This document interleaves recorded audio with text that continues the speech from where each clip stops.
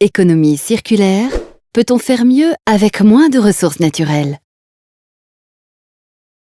Notre consommation de ressources naturelles, pétrole, gaz naturel, minerais, bois, eau, ressources alimentaires par exemple, a fortement augmenté depuis une cinquantaine d'années, du fait de nos modes de production et de consommation.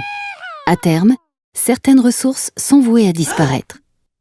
Or, comme nous les transformons en produits destinés à être utilisés puis jetés, la quantité de déchets augmente elle aussi.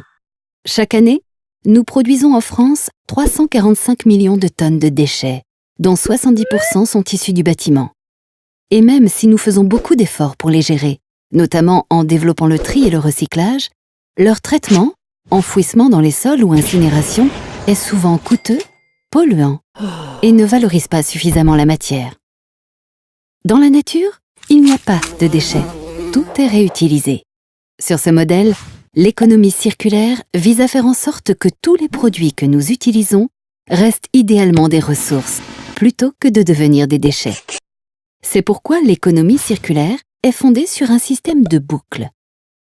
Pour les bâtiments et les produits manufacturés, la boucle repose sur le principe de l'éco-conception, qui consiste à prévoir dès la fabrication des produits la possibilité de les réparer et ou de réutiliser les matériaux qui les composent, notamment en facilitant leur désassemblage et en limitant au maximum leur toxicité.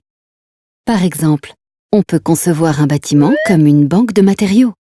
Pour éviter qu'ils finissent en gravat, on les valorisera pour construire d'autres bâtiments. Pour les matières biologiques, comme les produits alimentaires, la boucle consiste d'abord à réduire le gaspillage, puis à transformer les restes en engrais de qualité grâce au compostage. Les agriculteurs pourront ainsi s'en servir pour leur culture.